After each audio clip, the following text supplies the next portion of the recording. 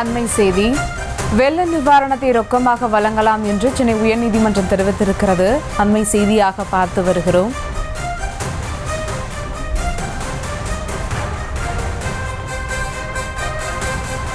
நிவாரணத் தொகையை வங்கிக் கணக்கில் செலுத்த உத்தரவிடக் கோரிய வழக்கில் வெள்ள நிவாரணத்தை ரொக்கமாக வழங்கலாம் என்று தலைமை நீதிபதி அமர்வு தெரிவித்திருக்கிறது. அண்மை செய்தியாக பார்த்து வருகிறோம். வெள்ள நிவாரணத்தை ரொக்கமாக வழங்கலாம் என்று சென்னை உயர்நீதிமன்றம் அறிவித்திருக்கிறது. நிவாரணத் தொகையை வங்கிக் கணக்கில் செலுத்த உத்தரவிடக் கோரிய வழக்கில் இந்த உத்தரவானது பிறப்பிக்கப்பட்டிருக்கிறது.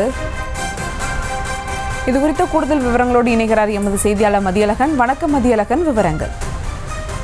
மிக்சாம் புயல் காரணமாக ஏற்பட்ட வெள்ளத்தில் பாதிக்கப்பட்ட சென்னை, காஞ்சிபுரம், திருவள்ளூர், செங்கல்பட்டு மாவட்டங்களைச் சேர்ந்த 35 லட்சம் குடும்பங்களுக்கு தலா 6000 ரூபாய் நிவாரண உதவி வழங்கப்படும் என அரசு அறிவித்திருக்கிறது. ரொக்கமாக வழங்கப்படும் இந்த நிவாரணத் தொகையை சம்பந்தப்பட்டவர்களின் வங்கிக் கணக்கில் செலுத்த கோரி முன்னாள் ராணுவ வீரர் ராமதாஸ் என்பவர் நிவாரணத் தொகையை அதிகரித்து வங்கிக் கணக்கில் வழங்க வேண்டும் என சட்டக்கல்லூரி மாணவர் செல்வகுமார் என்பவரும் சென்னை நீதிமன்றத்தில் பொதுநல மனு தாக்கல் செய்திருந்தனர்.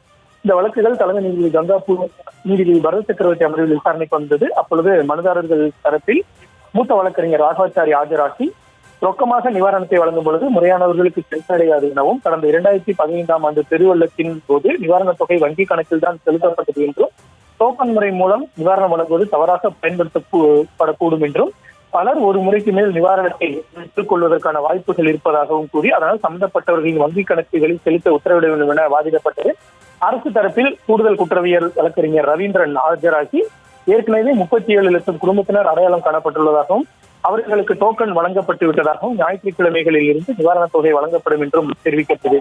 இதனையடுத்து உத்தரவு பிறப்பித்த தலைமை நீதிபதி அமர்வு வெள்ள நிவாரணம் என்பது உடனடியாக வழங்க வேண்டியது, ஏழை மக்கள் பாதிக்கப்பட்டு இருக்கிறார்கள், நிவாரணம் வழங்குவதை தாமதப்படுத்த முடியாது, அதனை மறுக்க முடியாது எனவும், நிவாரணம் வழங்குவதை முடக்க முடியாது என்றும் தெரிவித்தது. மேலும் நிவாரணம் வழங்குவது தற்போதைய தருணத்தில் உடனடி தேவை என்பதால் இந்த வழக்கில் எந்த இடைக்கால உத்தரவும் பிறப்பிக்க விரும்பவில்லை என நீதிபதிகள் திட்டவட்டமாக கூறினர். நிவாரணம் வழங்குவதை தாக்கினர். அன்றைய தினம் நிவாரணம் வழங்கியது குறித்து விரிவான நிலை அறிக்கையை தாக்கல் செய்ய நீதிபதிகள் அரசுக்கு உத்தரவிட்டனர்.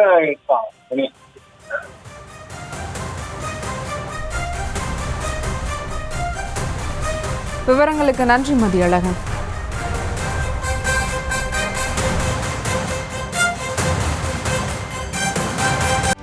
செய்திகளை உடனுக்குடனும் துல்லியமாகவும் தெரிந்து கொள்ள சப்ஸ்கிரைப் பண்ணுங்க.